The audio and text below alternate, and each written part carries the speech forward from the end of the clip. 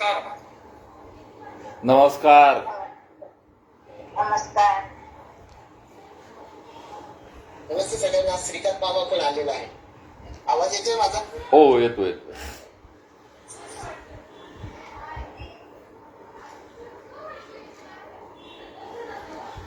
आपण साधारणतः 9:03 किंवा 4 मिनिटांनी सुरू करूया. हो, हो. सगळेजण जागे होतील. येस, नो आज प्रॉब्लेम. वटपौर्णिमा असल्यामुळे वटपौर्णिमेनिमित्त सगळेजण पूजा अर्ध्या, काही जण उलट्या फेऱ्या मारायला गेले असतील तर आलेले असतील. शुभेच्छा देऊन रिकामे व्हा. नाही, ज्यांनी फेऱ्या मारल्या त्यांना शुभेच्छा. आणि ज्यांनी नाही मारल्या त्यांना बेस्ट विशेष. संध्याकाळच्या उलट्या मारायच्या असं सांगितलं होतं ना नंद तू? हा, हो, ते सांगितलं. नाही नाही, अजून सांगायचंय. अजून सांगायचंय. नाही अहो, सकाळी सरळ मारलं, आता उलट्या मारा. अजून सांगायचंय. बाबा आता उत्तरा देणार आहे आपल्या सगळ्यांना.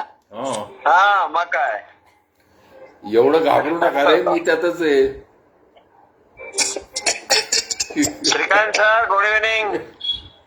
Good evening. चला, आज फेऱ्या मारल्या त्याबद्दल आपल्याला सगळ्यांना धन्यवाद. हा, सगळ्यांचे आभार. Anandji, good evening. Anandji, good evening. Good evening मामाजी. येस. डॉक्टर साहेब गुप्त का झाले? डॉक्टर साहेबांनी व्हिडिओ ऑफ केलाय. म्यूट आहे. म्यूट. व्हिडिओ पण बंद आहे. या. जेवण करत असते ना. हा, नाही काय डिस्पेन्सरीत तर नाहीये. नाही का? उषा तुझा व्हिडिओ दिसत नाही. उषा दिसतोय ना. आता हा, ऑडिओ पण चालू आहे. ऑडिओ पण चालू आहे तिचा. हे तिच्यावर दिसतंय ना, ऑडिओ चालू आहे.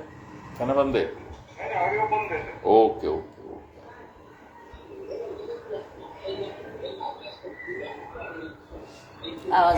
कुठे गेले? अच्छा, मला वाटलं वडाला फेऱ्या मारायला गेले.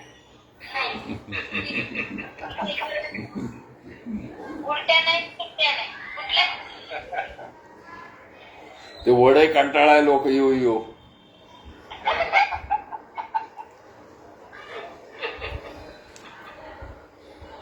रोली वर्ष नाही का? नाही. आपलं फोटोग्राफी जातो.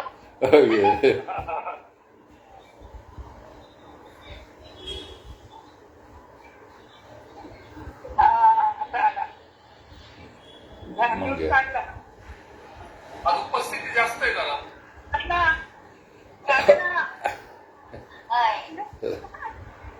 बाय बाय सगळ्यांना. लगेच पाठ आहे. नाही बाय बाय म्हणजे ते ऍक्च्युअली हाय हाय.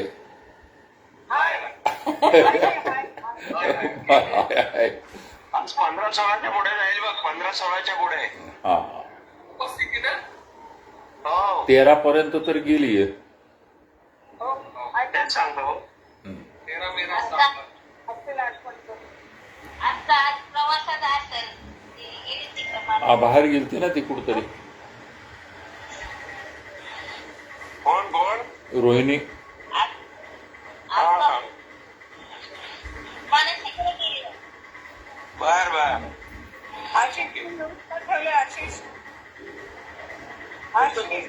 कशी असते नाहीये, बोलतोय पण सगळ्यांचं कशी असते.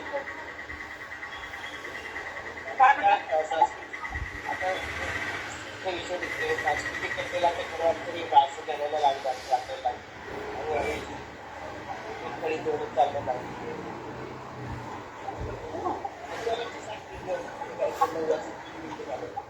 आशिष, तुझा आवाज येत नाहीये. अंजली घरीच आहे काय? वटपौर्णिमेच्या दिवशी त्याचा आवाज थांबलाय. हा, आवाज अंजलीने तुझा आवाज दाबला वाटतं वटपौर्णिमेच्या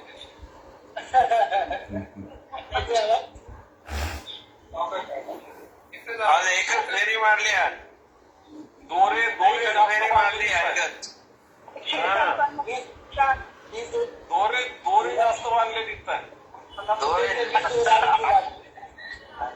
अंजलीने मांचाच लावला असेल आज.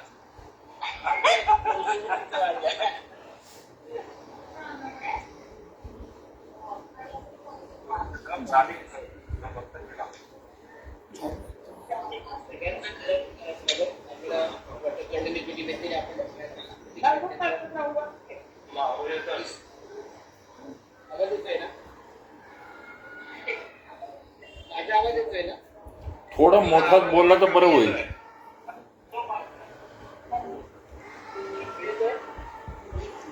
प्रश्न आहे. ओके. तर तिसरा भाग आपण आता आज बघणार आहोत. तर दोन आवाज मोठा. या निमित्ताने दोन गोष्टी मला सांगायच्या आहेत. आपण साधारणतः आपण अनेक नंदुबाबा असेल, जवळ घेऊ. मामा असेल, आपण अभिजित बापू, मी काही कल्पना मांडल्या त्यानुसार आपण काही गोष्टी पुढे निघणार आहोत. त्या गोष्टी सांगायच्या आहेत. 15 दिवसाची आपण साधारणतः फ्रिक्वेन्सी यासाठी ठेवली होती. तर 15 दिवसाची या सांस्कृतिक अंतर्गत काहीतरी नवी माहिती विषयांची तुला आवाज कमी येतोय रे एकच मिनिट.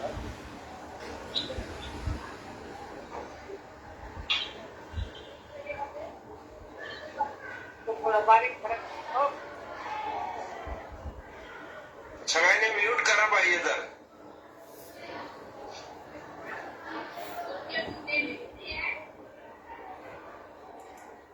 हॅलो.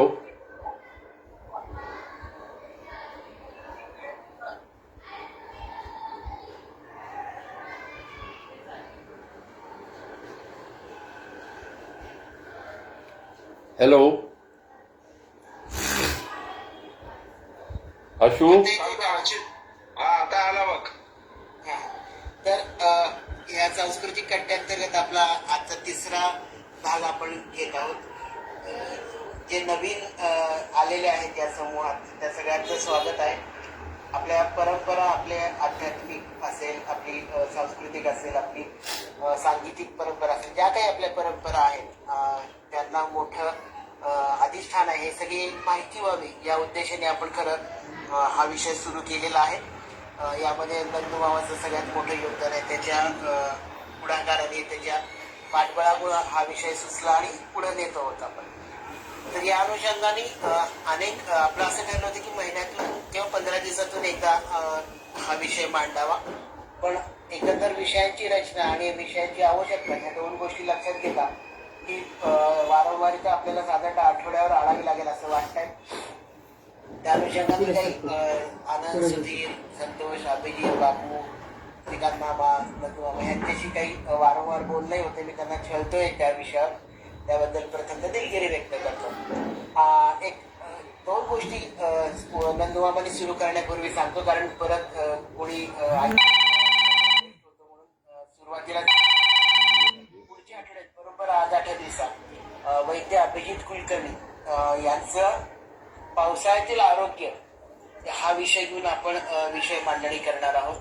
आणि बरोबर त्याच्या पुढच्या आठवड्यात म्हणजे 26 तारखेला आषाढाचा पहिला दिवस आहे, कालिदास दिन असतो लौकिक अर्थाने.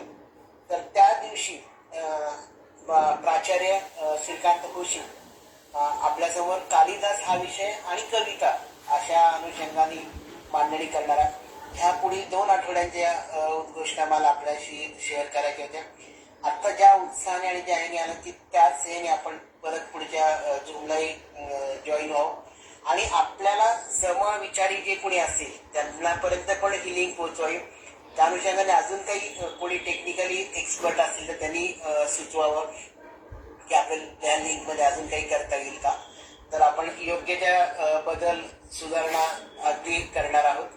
आजच्या विषयाकडे आता मी मूळ विषयाकडे येतो. ह्या दोन ज्या गोष्टी केल्या त्याची मी रिमाइंडर तर टाकणारच आहे, त्यामुळे तुम्ही त्याची काही फार हे करू नका, फक्त लक्षात ठेवा. आता आत्ताचा विषय आजचा आहे तो वटपौर्णिमा आहे. सगळ्यांना आपल्याला ज्ञात आहे वटपौर्णिमेनिमित्त आता आपण विनोदाने अनेक गोष्टी ह्या केल्या, पण त्यातलं खरं सामर्थ्य काय आहे, त्यातलं खरं आपल्याला परंपरा काय सांगते, आपल्या आध्यात्मिक रूढी काय सांगतात, याची परिपूर्ण माहिती देण्यासाठी आपल्या आज वक्ते आहेत सदानंद जोशी, म्हणजे आमचा नंदू बाबा. त्यांनी मगाशी काही गोष्टी याच्यावर शेअर पण केलेल्या आहेत. तर मी नंदू बाबा फार प्रस्तावना करण्यात येत नाही, कारण तुला बोलायला वेळ मिळावा. तू विषयाची मांडणी करण्यास सुरुवात करू शकतो नंदू बाबा. धन्यवाद आशू. सर्वप्रथम आजच्या वटपौर्णिमेच्या आपल्या सर्वांना खूप खूप शुभेच्छा.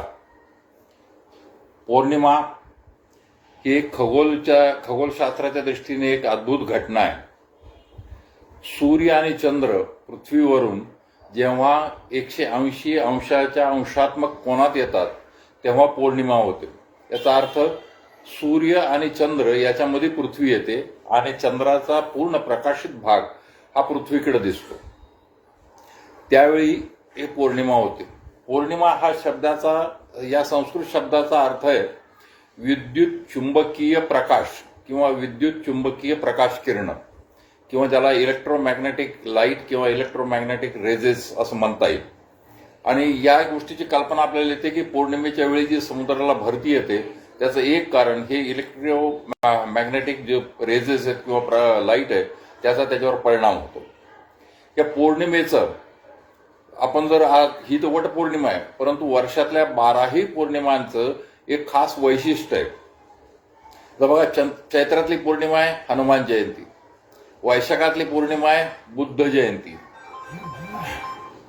त्यानंतर ज्येष्ठातली पौर्णिमा जी आहे ती आता वटपौर्णिमा आहे, आषाढातली पौर्णिमा आहे ती गुरुपौर्णिमा आहे, श्रावणातली पौर्णिमा आहे ती राखी पौर्णिमा किंवा नारळी पौर्णिमा आहे, भाद्रपदातली आहे ती पौष्टप्रती पौर्णिमा आहे, अश्विनामधली आहे ती कोजागिरी पौर्णिमा आहे, कार्तिकामध्ये आहे ती त्रिपुरारी पौर्णिमा आहे, त्यानंतर मार्गशीर्ष महिन्यामध्ये पौर्णिमेला दत्त जयंती आहे, पौष महिन्यात शाकांबरी पौर्णिमा आहे. कोणासाहेब ह्याचा कमूचा हा पौष महिन्यामध्ये शाकांबरी पौर्णिमा आहे, माघ महिन्यात नव्याची पुनवे आणि फाल्गुन महिन्यामध्ये हुताशनी पौर्णिमा किंवा होळी आहे. या पौर्णिमेचं, चंद्राचं आणि आकाशातल्या नक्षत्रांचं एक खास नातं आहे आणि या नात्यांमुळेच त्या हिंदू महिन्यांना नावं देण्यात आलेली आहेत. उदाहरणार्थ, पौर्णिमेच्या वेळी चंद्र जेव्हा चित्रा नक्षत्रात असतो तेव्हा चैत्र महिना होतो, विशाखा नक्षत्रात असतो तेव्हा वैशाख महिना होतो, ज्येष्ठा नक्षत्रात असतो तेव्हा ज्येष्ठ महिना होतो, पूर्व आषाढा किंवा उत्तर आषाढा नक्षत्रात असतो तेव्हा आषाढ महिना होतो, श्रवण नक्षत्रात असतो तेव्हा श्रावण, पूर्व भाद्रपदा किंवा उत्तर भाद्रपदा नक्षत्रात असतो तेव्हा भाद्रपद, अश्विनी नक्षत्रात असतो तेव्हा अश्विन, कृत्तिकेमध्ये कार्तिक, मृगशीर्ष किंवा मृग नक्षत्र असतं तेव्हा मार्गशीर्ष, पुष्य नक्षत्र असतं तेव्हा पौष, मघा नक्षत्र असतं तेव्हा माघ आणि पूर्वा फाल्गुनी किंवा उत्तरा फाल्गुनी नक्षत्र असतं तेव्हा फाल्गुन महिना होतो. आता आपण येऊया वटपौर्णिमेकडे. वटपौर्णिमेविषयी जेव्हा मी पाहत गेलो तेव्हा असं एक लक्षात आलं की वटपौर्णिमेची ही सत्यवान सावित्रीची जी कथा आहे ही साधारणपणे सत्ययुगात किंवा कृतयुगात झाली असावी किंवा त्रेतायुगाच्या सुरुवातीला झाली असावी. कारण याचा संदर्भ जो आहे रामायणामध्ये वाल्मिकी रामायण किंवा तुळशी रामायण त्याचा संदर्भ जाणवत नाही, पण उत्तर भारतातील काही लोककथा आणि काही प्रादेशिक रामायणामध्ये या सत्यवान सावित्रीचा उल्लेख आहे. त्यामध्ये राम जेव्हा वनवासाला निघाले तेव्हा त्यांनी प्रथम आईची परवानगी घ्यायला गेले आणि त्याच वेळी सीता तिथं आली आणि सीतेने रामाला मलाही आपण वनात घेऊन चला असं सांगितलं. रामाने तिला समजून सांगायचा प्रयत्न केला किंवा ज्या वनात आपण जाणार आहोत त्या वनामधलं जे दैनंदिन वेळ आहे ती तुला जमणार नाही, कारण तू राजमहालात वाढलेली आहेस. दुसरी गोष्ट, त्या वनामध्ये श्वापद आहेत, राक्षस आहेत, अशा परिस्थितीत तुला तिथं राहता येणार नाही. सीतेने उत्तर दिलंय की मी जरी राजमहालात वाढले असले तरी मूळतः मी भूमिकन्या आहे, तेव्हा वनाचा किंवा भूमीचा मला त्रास होणार नाही. दुसरी गोष्ट तुम्ही सांगितलं की श्वापद किंवा राक्षस आहेत, तर त्या राक्षसांचं श्वापदाचं मला भीती नाही, कारण विवाहाच्या वेळी तुम्ही मला रक्षण करण्याचं आश्वासन दिलेलं आहे, वचन दिलेलं आहे, आणि तुमच्यासारखा धनुर्धर असताना मला त्याची भीती नाही. आणि त्याच्या पुढं ती म्हणते की सावित्री देखील राजमहालात वाढली होती, तरी सुद्धा तिने राजमहाल सोडून सत्यवानावरती जंगलात गेली, जंगलात त्याच्याबरोबर राहिली, आणि त्यानंतर सत्यवानाचं आणि सावित्री दोघांचंही कल्याण झालं, तेव्हा तुम्ही आपण मला घेऊन जावं. आणि त्यानंतर मग राम तिला घेऊन गेले. परंतु या ठिकाणी वड सावित्रीच्या पौर्णिमेचा किंवा पूजेचा कुठे प्रकार आपल्याला पाहायला मिळत नाही. पण रामायणात वडाची पूजा 2 वेळा केल्याचा उल्लेख सापडतो. राम, सीता आणि लक्ष्मण तिघही अयोध्या सोडून वनात निघाले. वनात निघाल्यानंतर कौशल देशाची सीमा पार केल्यानंतर ते भारद्वाज मुनींच्या आश्रमात आले. भारद्वाज मुनींच्या आश्रमात आल्यानंतर तिथं भारद्वाज मुनींनी त्यांना जेव्हा उपदेश करायचा तेव्हा ते एका वडाच्या पारावर बसायचं झालं, तेव्हा भारद्वाज मुनींनी आधी रामाकडून त्या वडाची पूजा करून घेतली आणि त्याला सांगितलं की तू वडाला प्रार्थना कर की माझा वनवास सुखाचा होऊ दे म्हणून. तिथून भारद्वाज मुनींनी त्यांना रस्ता सांगितला कसं जायचं, पुढे जायचं. पण त्यांनी एक अजून की त्यांना अजून सांगितलं की रस्त्यामध्ये अत्रिमुनींचा आश्रम लागतो, तेव्हा अत्रिमुनींचे आशीर्वाद तुम्ही घ्या, आणि अत्रिमुनींचे आशीर्वाद घेतल्यानंतर तुम्ही तिथं अनुसया आहे, त्या अनुसया मातेचा आशीर्वाद घ्या आणि मग पुढे जा. त्याप्रमाणे राम, सीता, लक्ष्मण अत्रि ऋषींच्या आश्रमात आले. अनुसयेनं सीतेला गृहस्थाश्रमाच्या सगळ्या गोष्टी सांगितल्या, त्याचप्रमाणे तिच्याकडून वडाची पूजा करून घेतली असाही उल्लेख आढळतो. त्यानंतर येतं द्वापार युग. या द्वापार युगामध्ये आपल्याला माहिती आहे की वेदव्यासांनी, पराशर आणि सत्यवतीचे पुत्र महर्षी वेदव्यासांनी महाभारताची रचना केली. महाभारत हे अतिशय महाकाव्य आहे. या काव्यामध्ये 18 पर्व आहेत, 98 उपपर्व आहेत, 2024 अध्याय आहेत, 1,10,000 श्लोक आहेत. आणि ह्याच्यामध्ये एक पर्व येतं, ते आहे वनपर्व. पहिलं आदिपर्व, नंतर सभापर्व आणि त्यानंतर येतं वनपर्व. या वनपर्वामध्ये 21 उपपर्व आहेत, 334 अध्याय आहेत, 46,800 श्लोक आहेत. त्यातल्यामध्ये ती सत्यवान सावित्रीची कथा आहे. वनपर्वाची सुरुवात होते ती पांडव वनात आल्यानंतर, द्यूत्यामध्ये हरल्यानंतर, जोगारामध्ये हरल्यानंतर पांडव आणि द्रौपदी वनामध्ये आलेले आणि त्या ठिकाणी ते वनात राहायला लागले. वनात राहायला सुरुवात झाल्यानंतर त्यांना वनामध्ये येणारे जे कष्ट आहेत ते भोगावे लागतात. त्यातच अर्जुन तपश्चर्येसाठी निघून जातो आणि राहिलेले 4 जण राहतात. त्यावेळी त्या ठिकाणी अनेक प्रकारचे त्यांना त्रास होतात. त्यातला एक त्रास असतो तो दुर्योधन आपल्या सैनिकांकरवे, आपल्या लोकांकरवे यांना मुद्दाम त्रास देत असतो. तशा दुर्वास ऋषी येतात, त्यांचं सत्व पाहायला, तोही त्रास होतो. आणि याच्यामध्ये जे पांडव आहेत, युधिष्ठिरासह सारे पांडव निराश झालेले, आणि त्याची ती निराशा घालवण्यासाठी बृहदाश्व नावाचे ऋषी येतात आणि ते त्याला पहिल्यांदा नल आणि दमयंतीची कथा सांगतात. नलाच्या कथेमध्ये, नल दमयंतीच्या कथेमध्ये पण नलाचं दमयंतीवर प्रेम होतं, परंतु नंतर त्याने जुगारामध्ये आपलं राज्य आणि सगळं हरवलं होतं. परंतु त्याने नंतर आपल्या पराक्रमावर ते राज्य सर्व परत मिळवलं आणि दमयंतीलाही परत मिळवलं. अशा प्रकारचा उपदेश करून, कथा सांगून युधिष्ठिराच्या मनामध्ये ते एक उत्साह भरतात. पुढे एक अशी घटना घडती की जयद्रथ, ज्या जयद्रथाने अभिमन्यूच्या डोक्यावर लाथ मारली होती, तो जयद्रथ द्रौपदीचं हरण करण्यासाठी येतो. आणि द्रौपदीचं हरण करण्यासाठी आल्यानंतर त्याला भीम आणि नकुल त्याचा पराजय करतात, द्रौपदीला सोडवतात. पण तरी युधिष्ठिर त्याला सोडून देतो. पण तरी युधिष्ठिर आता अजूनच निराश झालेला आहे, कारण तो माझ्यामुळं, मी जुगार खेळल्यामुळं, मी द्यूत खेळल्यामुळं, माझ्यामुळं माझ्या भावांना आणि माझ्या पत्नीलाही सगळं भोगावं लागतं. तर त्यावेळी मार्कंडेय ऋषी येतात आणि मार्कंडेय ऋषी आल्यानंतर ते पहिल्यांदा त्याला रामाची कथा सांगतात की तू जरी जुगार खेळल्यामुळं वनात यावं लागलं तुला, रामाचं तसं काहीही नव्हतं. केवळ वडिलांनी दिलेलं वचन पाळण्यासाठी राम वनात आला आणि रामावरच्या प्रेमामुळं सीता आणि लक्ष्मण दोघं वनात आले आणि सीतेचं त्याच्यात अपहरण झालं. असं असतानाही ते आपला विश्वास त्याने गमावला नाही. उलट त्याने पराक्रमाने रावणाचा पराजय केला आणि सीतेची सोडवणूक केली. त्यानंतर युधिष्ठिर जो आहे हा मार्कंडेय ऋषींना म्हणतो की मला माझी काळजी नाही, मला माझ्या भावांची काळजी नाही, मला काळजी आहे ती द्रौपदीची. द्रौपदीला हे सगळं सहन करावं लागतंय. आणि तेव्हा मार्कंडेय ऋषी युधिष्ठिराला सत्यवान सावित्रीची कथा सांगतात आणि ही कथा वनपर्वामध्ये पतिव्रता महात्म्य या उपपर्वामध्ये अध्याय क्रमांक 292 ते 298 आणि 600 श्लोकामध्ये ही सगळी कथा सांगते. कथा काय? तर मद्र देशाचा राजा आहे अश्वपती. प्रजा हितदक्ष आहे, प्रजेचं कल्याण करणार आहे, प्रजेच्या हितासाठी वागवणार आहे, पण तो संतती नाही. पण त्याची जी आराध्य देवी होती ती आहे सावित्री. आता ही सावित्री कोण? तर ब्रह्मदेवाच्या 5 पत्नी आहेत. सावित्री, गायत्री, सरस्वती, श्रद्धा आणि मेधा. यातल्या श्रद्धा आणि मेधाविषयी जास्त माहिती उपलब्ध होत नाही, परंतु सावित्री जी आहे ती क्रियाशक्ती आहे, सरस्वती ही ज्ञानशक्ती आहे आणि गायत्री ही मनशक्ती आहे. त्यातली सरस्वती त्याची मुख्य पत्नी. परंतु हा अश्वपती राजा जो होता तो सावित्रीचा पूजक होता आणि तिची पूजा तो नेहमी करत होता. नंतर जेव्हा बराच काळ संतती झाली नाही तेव्हा त्याने आपल्या गुरूंना, राजगुरू आणि दरबारच्या लोकांशी विचारविनय केला आणि त्यांनी विचारल्यानंतर त्या सर्वांनी त्याला सुचवलं की ज्या सावित्री देवीची तू एवढी पूजा करतोस तिचाच एक तू यज्ञ कर आणि तिच्याकडूनच संतती माग. त्याप्रमाणे अश्वपती तो यज्ञ करतो. अश्वपतीच्या यज्ञाच्या पूर्ततेनंतर सावित्री स्वतः प्रगट होती.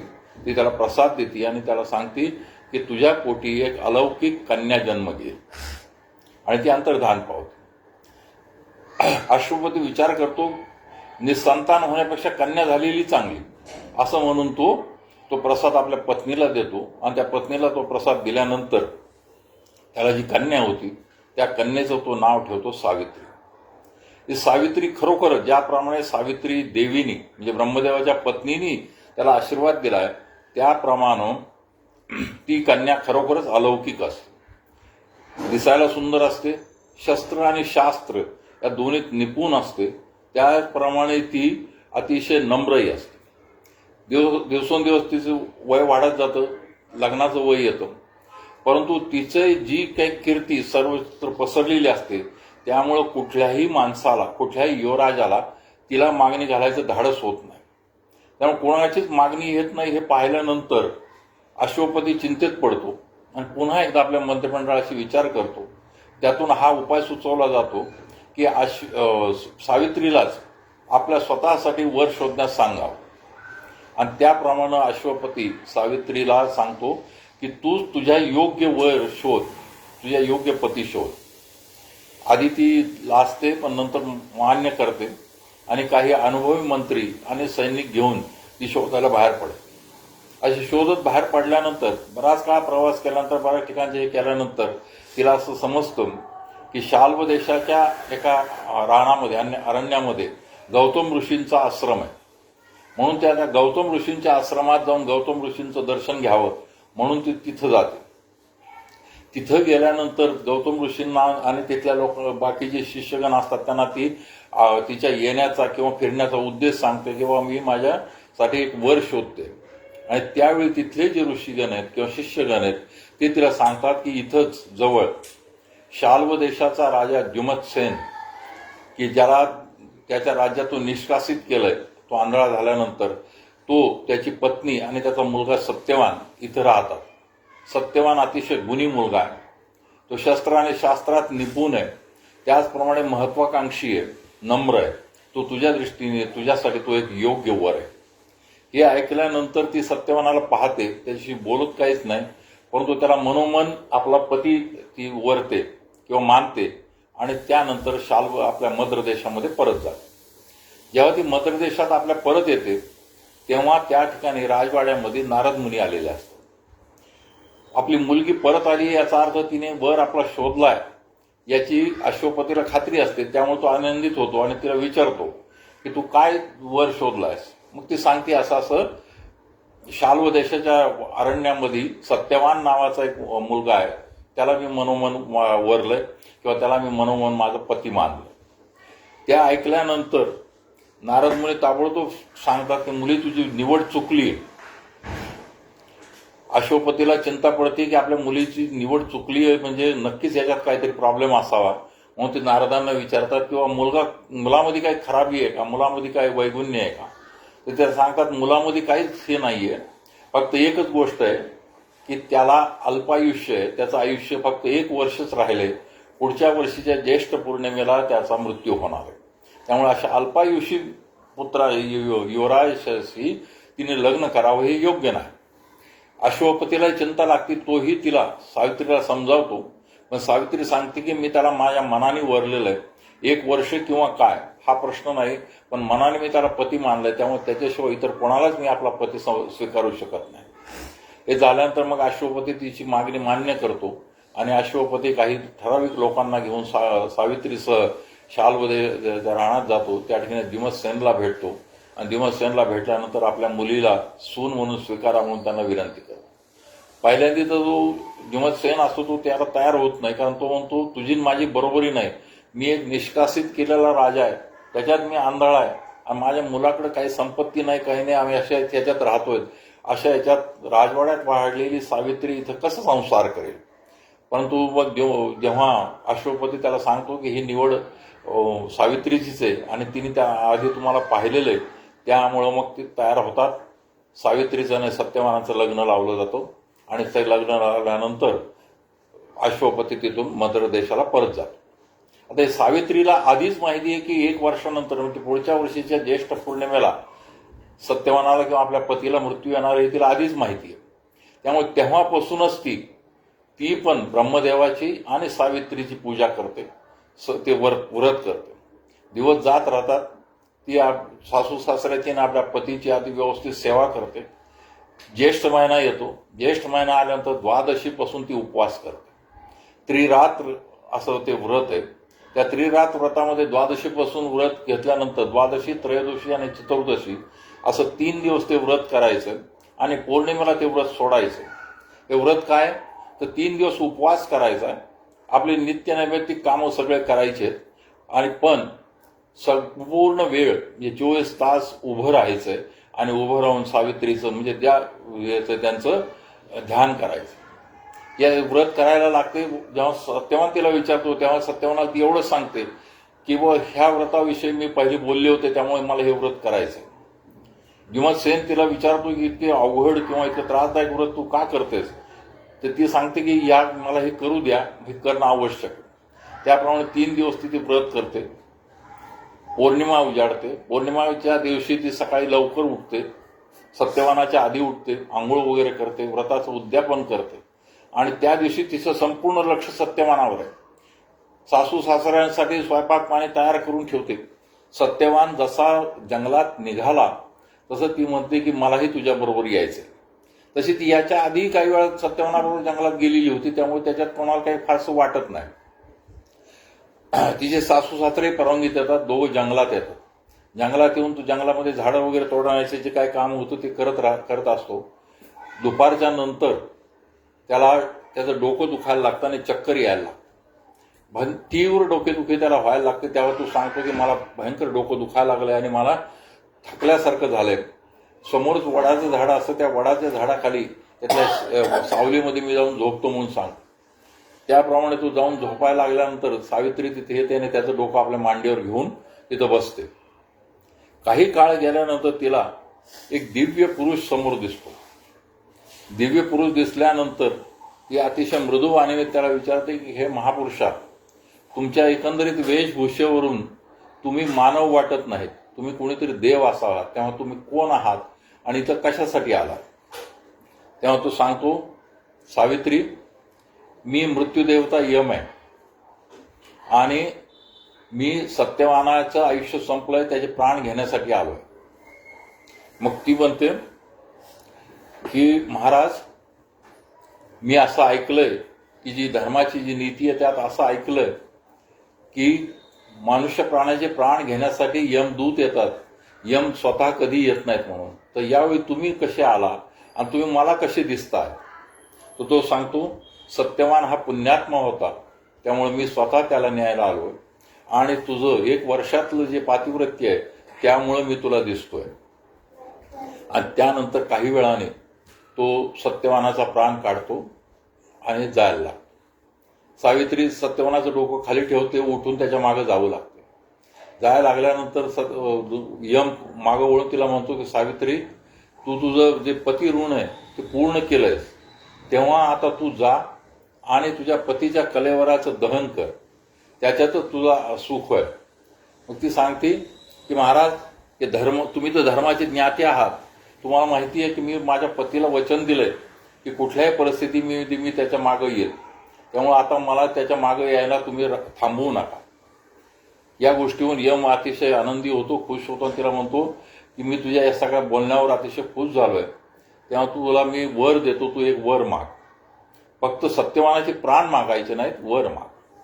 मग ती पहिला वर मागते की माझे जे सासरे आहेत त्या सासऱ्यांची दृष्टी गेली आणि त्या दृष्टी गेल्यामुळे त्यांचं जे राज्य गेलं हे दोन्हीही त्यांना परत मिळावं.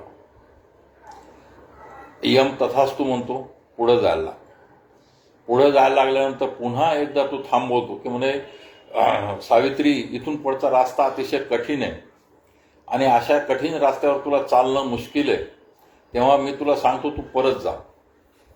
परत ती सावित्री त्याला सांगते की पुन्हा तुम्ही मला माझ्या पतीवरच्या धर्माची आठवण करून देताय की पतीबरोबर जाताना रस्ता कितीही कठीण असला तरी स्त्रीनं त्या काठिण्याकडे पाहू नये, त्याच्याबरोबर चालावं असं धर्म सांग. पुन्हा तो खुश होतो आणि पुन्हा म्हणतो, सावित्री, तू दुसरा वर माग.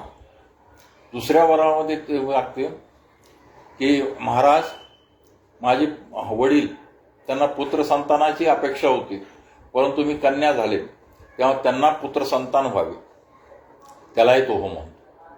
तिसरं, आता तो अगदी ह्याच्यापाशी पोहोचतो, स्वर्गाच्या तिकडे पोहोचतो. तिथं गेल्यानंतर तो परत यम तिला म्हणतो की सावित्री, आता आपण शेवटच्या टप्प्याला आलेलो आहे आणि या टप्प्याला आल्यानंतर जेव्हा सत्यवानाला नरक यातना दिल्या जातील त्या तुला पाहावल्या जाणार नाहीत आणि त्याला जे त्रास होईल त्याला तू सहन करू शकणार नाहीस. सावित्री हसते आणि म्हणते, महाराज, आपण आत्ताच्या आत्ता कसं विरोधाभासी बोलू शकतात? कारण तुम्ही सुरुवातीला जेव्हा मी तुम्हाला विचारलं तेव्हा तुम्ही म्हणाला होतात की सत्यवान हा पुण्यात्मा आहे. जो पुण्यात्मा आहे तर तो नरकामध्ये कसा जाईल? तेव्हा असं तुम्ही मला सांगू नका. त्याच्यावर तो खुश होतो, म्हणतो तू अजून एक वर माग. त्यावेळी ती वर मागते की महाराज, माझ्या सासू सासऱ्यांच्या मांडीवर त्यांचे नातवंड खेळावे. यम तथास्तु म्हणतो, पुढे जायला लागतो. आता सावित्री हसते.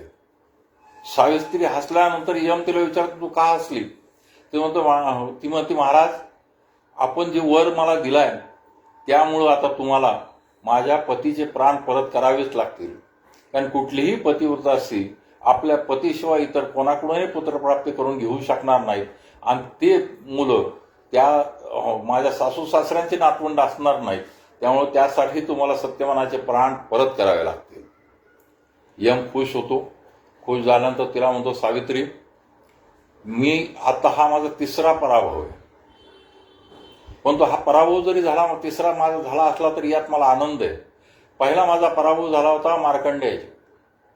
मार्कंडेयाचा प्राण घेण्यासाठी मी जेव्हा गेलो तेव्हा प्रत्यक्ष भगवान शंकरांनी मध्ये येऊन मार्कंडेयाचे प्राण वाचवले होते आणि जोपर्यंत कलियुग संपत नाही तोपर्यंत मार्कंडेय जिवंत राहतील असा त्यांनी आशीर्वाद दिला होता. तेव्हा तो माझा पहिला पराभव होता. दुसरा पराभव माझा नचिकेताने केला. नचिकेता सदेह यमलोकात आला, माझ्याकडून ज्ञानही मिळवलं आणि मृत्यूचं रहस्य प्राप्त केलं आणि तो कुठलेही हे न होता परत पृथ्वीलोकावर गेला. तो माझा दुसरा पराभव होता आणि आज तू तिसरा पराभव केला. तू म्हणे जा, तिथं तुझ्या पतीचं जे डोकं आहे ते तू मांडीवर घेऊन बस, ते घेताच मी तुझ्या पतीचे प्राण परत करतो. त्याप्रमाणे सावित्री परत आली. मांडीवर डोकं घेताच सत्यवान झोपेतून जागा झाल्यासारखा जागा झाला. तिला काय झालं म्हणून विचारायला लागला. तोपर्यंत अंधार पडला होता, सगळे घाबरत होते. इकडं काय झालं, ज्या ठिकाणी त्याचे सत्यवानाचे आई वडील राहत होते त्या भीमसेनाला दृष्टी आली. त्याला आश्चर्य वाटलं, अचानकच आपल्याला कसं दिसू लागलं. आणि त्या याच्यामध्ये तो तिथून आणि सत्यवान आणि सावित्री जे वनात गेलेले संध्याकाळी 4 वाजता परत यायला पाहिजे, आता अंधार पडला तरी ते परत आले नाहीत, म्हणून मदत मागण्यासाठी म्हणून गौतम ऋषीच्या आश्रमात गेला. गौतम ऋषीनं त्याने सांगितलं, गौतम ऋषीने त्यांना मदत करण्याचं आश्वासन दिलं आणि काही शिष्य घेऊन त्याच्या कुटीकडे आले. इकडं सत्यवानाने उठून तिला विचारलं, मला काय झालं होतं, मला फक्त एकच जाणवत होतं की मला कोणीतरी ओढून नेत आहे, पण त्यानंतर मी झोपेतून जागा झालो. ती म्हणते की तुम्ही घरी चला, मी तुम्हाला सगळं सांगतो. आणि मग इकडे कोटीमध्ये आल्यानंतर गौतम ऋषी विचारतात, ते गौतम ऋषीने अंतर्ध्यानाने सगळं पाहिलं काय झालंय ते, तरी पण इतरांना समजावं म्हणून ती सावित्रीला विचारतात काय झालं. मग ती सावित्री सगळा वृत्तांत सांगते, कशा पद्धतीने सत्यवानाचे प्राण परत आले ते सांगते. सगळ्यांना अतिशय आनंद होतो. दुसऱ्या दिवशी सकाळ उजाडते, समोरच्या बाजूने सैन्यदल आल्याचं दिसतं. सैन्यदल त्यांच्या कुटीच्या समोर येऊन उभं राहतं. त्याचा नायक उतरतो, भीमसेनाला नमस्कार करतो आणि सांगतो, महाराज, ज्यावेळी तुमच्या शत्रूने तुमचा पराभव करून तुम्हाला बाहेर पाठवलं तेव्हापासून त्या शत्रूपासून ते राष्ट्र स्वतंत्र करण्यासाठी आम्ही झटत होतो. काल आम्हाला त्यात यश आलं. आता तुम्हीच आमचे राजे आहात, तेव्हा तुम्ही परत चालून आपलं राज्यावर स्वीकारावं. आणि मग ते तिघजण परत जातात. इकडे यम तो विचारात पडला की ह्या माणसाचं आयुष्य संपलं होतं तरी मला का प्रेरणा झाली याचं जीवन परत करायचं. म्हणून तो आपल्या या लोकात जातो, तिथे चित्रगुप्ताला बोलवून विचारतो की काय झालं हे. तेव्हा तो सांगतो की महाराज, की तुम्ही गेलात त्यावेळेपर्यंत जे आयुष्य लिहिले तेच होतं, पण तुम्ही गेल्यानंतर देवी सावित्री आली आणि त्याच्या आयुष्याच्या आकड्यासमोर 4 आकडा लिहिला आणि त्याच्यामुळे तुम्हाला तिचं जे प्राण त्याचे परत करावे लागले.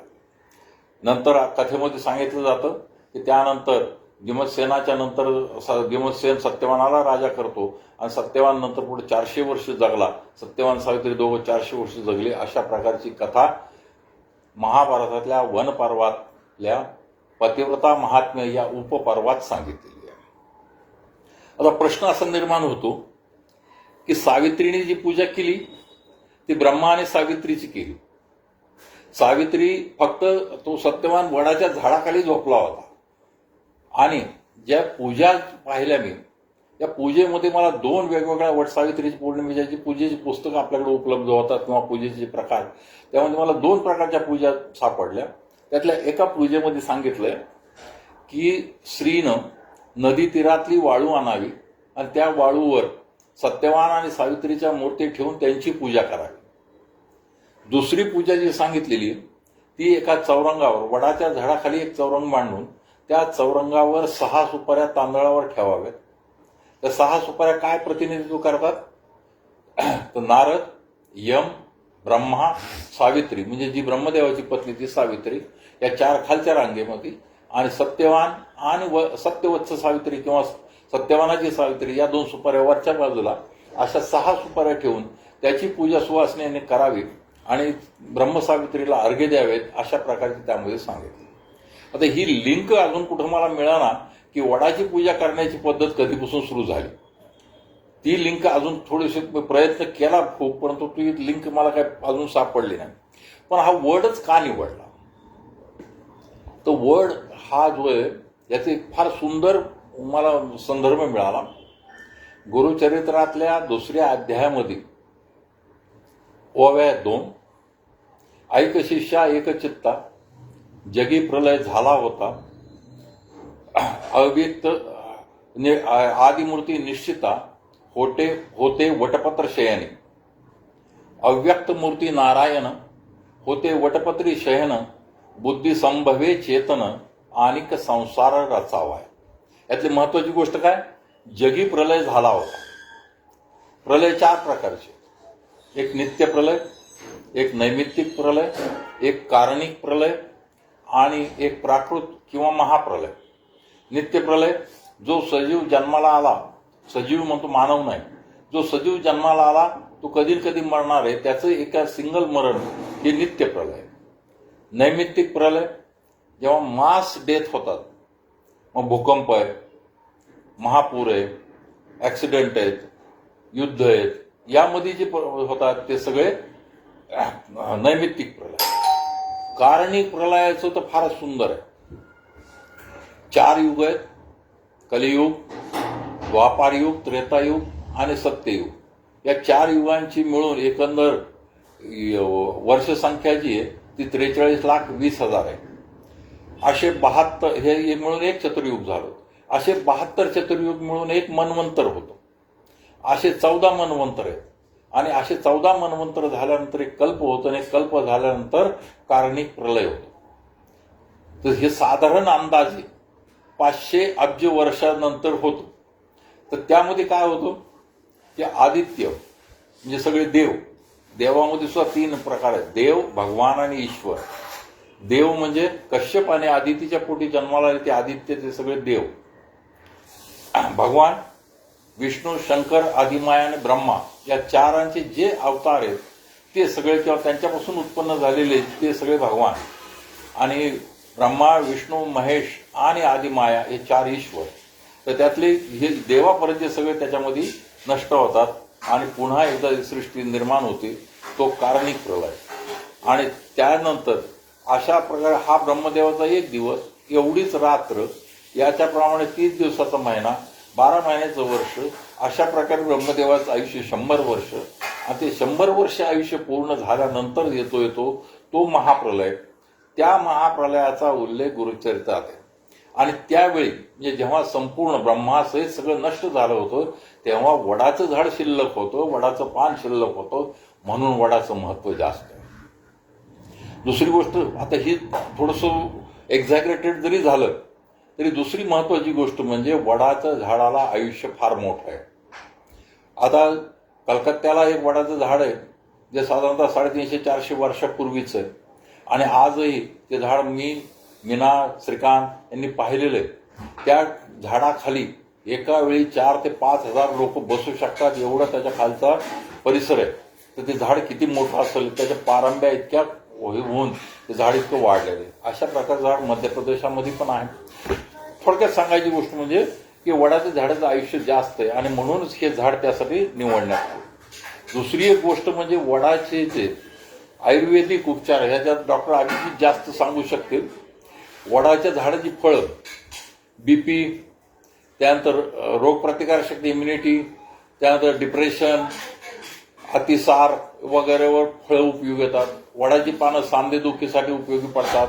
त्वचेच्या विकारावर वडाची पानं लावले जातात. जखमेसाठी वडाची पानं वापरली जाऊ शकतात. वडाचा चीक जो आहे, संधिवातावर वडाचा चीक होतो, जखमेसाठी वडाचा चीक उपयोगी पडू शकतो. वडाची जी साल आहे तेव्हा तुमची जळजळ, दहाकपणा जो आहे ती कमी करू शकते. त्वचेच्या आजारावरही वडाची साल उपयोगी पडते. वडाच्या पारंब्या ज्या आहेत, कोवळ्या पारंब्या, त्या स्त्रियांच्या जे लेडीचे विकार आहेत त्याच्यावर उपयोगी होऊ शकतात. दात दुखीसाठी सुद्धा वडाच्या पारंब्याचा उपयोग होतो. संतान प्राप्तीसाठी सुद्धा वडाच्या वटवृक्षाचा उपयोग होऊ शकतो. अशा बऱ्याच गोष्टी वडाच्या आहेत. याशिवाय वडाच्या पानापासून आपल्याला माहितीच आहे की आपण पत्रावळी, द्रोण वगैरे बनवू शकतो. वडाच्या झाडाच्या खोडापासून यज्ञासाठी आवश्यक ती सामुग्री बनवता येऊ शकते. वडाच्या झाडाच्या ज्या समिधा आहेत या यज्ञामध्ये अतिशय महत्वाच्या आहेत. वड, पिंपळ, आंबा, सौंदन, खैर, रुई, बेल या प्रकारचे अनेक वृक्ष आहेत ज्या वृक्षामध्ये समिधासाठी हे वृक्ष वापरले जातात. याशिवाय महत्वाची गोष्ट म्हणजे वडाचं झाड जे हे ऑक्सिजन जास्त प्रमाणात सोडतो, त्यासाठीही त्याचा वापर होतो. आता माझ्या दृष्टीने सावित्रीच्या कथेचा आपण तो जरी अर्थ घेतला असला तरी ज्या काही थोड्याक्या गोष्टी मला जाणवल्या. पहिली गोष्ट की मुलीनं आपल्यासाठी वर निवडताना, शोधताना मुलातलं कर्तृत्व पाहणं महत्वाचं आहे, ना की त्यावेळेची परिस्थिती, जे टेम्पररी परिस्थिती जी असू शकते किंवा टेम्पररी गोष्टी असू शकतात त्याच्याकडे न पाहता त्याच्यामध्ये ती क्षमता आहे की नाही, कर्तृत्व आहे की नाही, पुरुषार्थ आहे की नाही हे पाहणं महत्वाचं, पहिली गोष्ट. दुसरी गोष्ट लॉयल्टी. एकदा एखाद्याशी आपण लग्न केलं तर त्याच्यावर येणाऱ्या संकटांना, या सगळ्या गोष्टींना त्यांनी तोंड देण्याची तयारी तिने ठेवली आणि संकटाला तिने तोंड दिलं. या सगळ्यात महत्वाच्या गोष्टी त्याच्यामध्ये आहेत. त्या सगळ्या गोष्टीचा विचार केल्यानंतर सावित्री ही आधुनिक ह्याच्यामध्ये सुद्धा एक अतिशय खंबीर अशा प्रकारचं व्यक्तिमत्व आपल्या समोर उभं राहतं. मला वाटतं स्त्री शक्तीला दिलेला सगळ्यात चांगला आदर म्हणजे वटपौर्णिमेची पूजा आहे असं माझं स्वतःचं मत आहे. मला वाटतं आपणही आपली मतं व्यक्त करावी. कोणाला काही शंका, कोणाला काही विचारायचं, शंका मानण्यापेक्षा कोणाला काही विचारायचं असेल गेलेत कसं म्यूट केलं ना बऱ्याच लोकांनी.